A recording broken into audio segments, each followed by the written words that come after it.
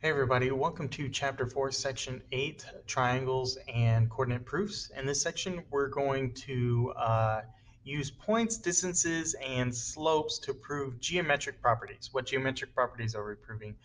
Basically, we're going to look at coordinates of triangles to prove that they are isosceles or equilateral or scalene, and potentially if they are a right triangle or not.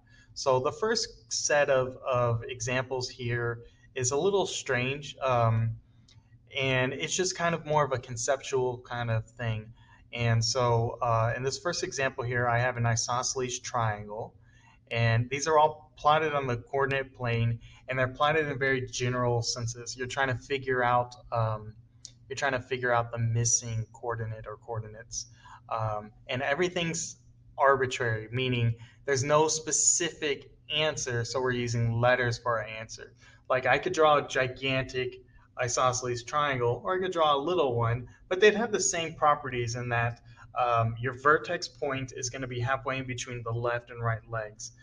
That's because your vertex point, if you have two congruent lines and then they're folding in at the same angle, at those base angles, then they'll meet right in the middle. So if you draw a line from the top of your triangle right here straight down, you will split that base side into two halves. Okay, so that kind of feeds directly into my point about this one. Whoops, let me fix that. There we go. So you see R is at 0, 0, T is at A 0, S is at A over 2, B. It can look really weird. For starters, the only number you can know for sure is when something's at 0. If something's at the origin, that's at 0, 0. Okay. T is at A comma 0. We don't know the X value, so we just put an A there. But we know the Y value is 0 because it's touching the X axis. Anywhere on the X axis is 0 for the Y coordinate. And then see how S is at A over 2 comma B. You don't know the X value and you don't know the Y value either, but you at least know the relationship with the X value because S is at the top. That's that vertex point. And so that's going to fall halfway in between your two bases, the point R and point T. So if R is at 0 and T is at A, then S is halfway in between, making A over 2. And then because you don't know anything about the y's, it just wants some value up, just use the letter B. It doesn't really matter what letters you use, but they use A and B on this. I prefer to use A and B whenever doing these problems. I grabbed these from the textbook resources, and they kind of jump around with the letters, which I don't entirely like. Like this one uses P and Q. You commonly see P and Q, so that's not that big of a deal. But this is another isosceles triangle. It's going from 0, 0 to 2p comma 0. So what's halfway in between 2p? Just a p, 1p, right? And see how it's at q? That's q units high. You don't know how high it is, so it's just an arbitrary q. So the answer I put for letter C is it's at p comma q, because that's halfway in between 0 and 2p. This one's a right triangle. And so the right triangle, you have this as you're given two coordinates, and point T is completely unknown, but I put 2a comma b. The reason why I put 2a is because it's directly above 2a. It didn't move left or right at all. It just moved straight up. So that means it's not moving left or right. So it's definitely going to have that same x coordinate. And then I put b for my y coordinate because we don't know exactly how high it moved up. And we don't have any other y values to really base it off of. The other y values or coordinates were zeros, and it's definitely not at a 0 because it's not on the x-axis. And this last example, see this one I don't really like because they use B and G.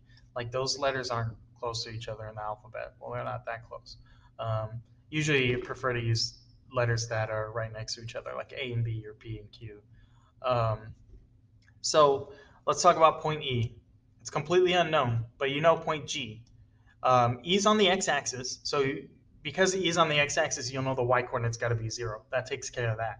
And then because it's labeled as an isosceles triangle, you're given two congruent sides, then you know that there'll be whatever, how far right it goes this way, it'll go the same distance going left that way. So if it's going 2g units to the right, it's going to go negative 2g units to the left. So that's how I got my answer for E. My answer for F, well, it says something comma B. It didn't move left or right at all. No, because it's on the y-axis. Any point on the y-axis, x will be 0 because it's not moving left or right. Okay, if you start at 0, 0 and you just move up, you didn't move left or right at all. So the x-coordinate for f is going to be 0. Okay, these next group of examples deal with like plotting points on a coordinate plane. And then, so you might want to do that to give yourself a visual of what the triangle looks like, but it's not entirely necessary. So what you're going to do is I'm going to give you coordinates for A, B, and C, and you're going to make a triangle with that. And then you're going to use the distance formula to examine the lengths of those legs of the triangles to determine if it's going to be equilateral, isosceles, or scalene. You know, scalene has all three different sides. Isosceles has two common sides. Equilateral has three common sides. Okay, and so you can tell that for sure by using the distance formula. So here are my points. My distance from A to B is going to be, I mean, I'm just going to kind of race through these because the distance formula is pretty straightforward. Just pick 2 points. So I did distance from A to B, distance from A to C, distance from B to C. And so, yeah, these will be my x1, y1 values. These will be my x2, y2 values for all, you know, for all three, x1, y1, x2, y2, x1, y1, x2, y2. Plug it all in. Make sure you plug it in correctly. If there's a negative, use extra parentheses. There's no any other extra negatives on this one. Your teacher may ask you to simplify your square roots. Typing this in, you would get square root of 18. You could type this whole thing into a scientific calculator, or you can do what I did, and I did 3 minus 2 squared, that's 9, plus 3 minus 0 squared, that's 9, and plus 3 minus 0 squared, that's 9 again. So 9 plus 9 is 18. So before you take the square root of it, you would simplify it, and that would make this 3 square root 2. But for me, I usually just ask the kids just to round to the nearest thousandths place, which is what I've done right there. So square root of 18 or 3 square root 2, or typing in all this would get you about 4.243. And then, so these other ones, I got 6 exactly, and this one I got 4.243 again. So two sides were the same, so it's an isosceles triangle, okay? This next example, I got 3 different points. Plug them into your distance formula. I got 6. I got square root of 58, which doesn't simplify, like it's not going to look anything like that.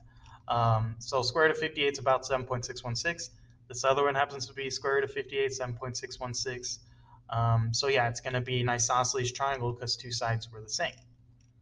This third one, I got a scalene triangle. I got square root of 10. This is about 3.162. I got square root of 34. That's about 5.831. If you want to see any videos on the distance formula, look through my older videos on my geometry playlist because I got a video going over just the distance formula. But since we've already covered it, I'm just going quickly through this so this video is not too long. That being said, all three sides are different on this one, so it's scaling. All right. The last thing I'm going to talk to you about is proving whether a triangle is a right triangle or not. So a right triangle will almost always be a scalene triangle where you have 3 different sides. I can only think of one type of right triangle where it's not scalene, where it's isosceles, and that's a 45, 45, 90 triangle. If you have a triangle with 45 degrees here, 90 degrees there, 45 degrees there, you'll have 2 side lengths that are the same, making it isosceles. Other than that, I believe it's just going to always be scalene. So why is that relevant to you? Well, if I ask you to prove or determine whether a triangle is a right triangle based on its points or not, and you know it's like an equilateral triangle, then it's definitely not going to be a right triangle. And if it's isosceles, then it's probably not, but I can't say for sure because I could give you an isosceles triangle where the angles are 45, 45, and 90 degrees. And then if it's a scalene triangle, it's a maybe. Not all scalene triangles are right triangles, okay? But this one right here turns out to be a scalene triangle. I have a distance of 4, 5, and 6.403. Okay, so the distances aren't going to tell you if it's a right triangle or not. It'll just tell you if it's equilateral, isosceles, or scalene. So this tells me it's a scalene triangle. To prove that it's a right triangle, I need to calculate the slopes of these lines. So if I calculate the distance from A to B, I need to calculate the slope from A to B. If I calculate the distance from A to C, calculate the slope of A to C and B to C, okay? So remember, What you're looking for in the slopes is perpendicular slopes. Perpendicular slopes are opposite reciprocal slopes, and they meet at a 90-degree angle. Okay, so you could have a slope of 4, then the perpendicular slope would be -1/4. I could have a slope of -1/7. Perpendicular to that would be +7/1, or just +7. I could have 10/13, and then the perpendicular slope would be -13/10. Okay, so calculate the slopes. You need to verify that two of them are perpendicular or opposite reciprocal slopes. So what I did here was I just calculated the slope of AB, AC, and BC. Anytime you divide by 0, that's an undefined slope. That's when the zero is on the bottom of the fraction. If zero is on the top of the fraction, you can do that. You get 0. And then this third slope, I got -4/5. This will be a perpendicular. These are perpendicular slopes if it's 0 and undefined. That will create a right angle, because an undefined slope is a line that's straight up and down. A 0 slope is a line that's perfectly horizontal. Okay, so if you have a straight line and horizontal line intersecting, they're going to make a right angle. Okay, otherwise, you'll just look for what I said before. Look for like 10/3 and -3/10, opposite reciprocal slopes. But undefined and 0 probably doesn't jump out to most kids as, hey, these are perpendicular. Okay, so that's why I wrote it down right here. Yes, this is a right triangle. If you get a 0 slope and an undefined slope, that's also perpendicular. Okay, so thank you for watching this video. I hope it was educational. Like and subscribe if you want. I don't know. Goodbye.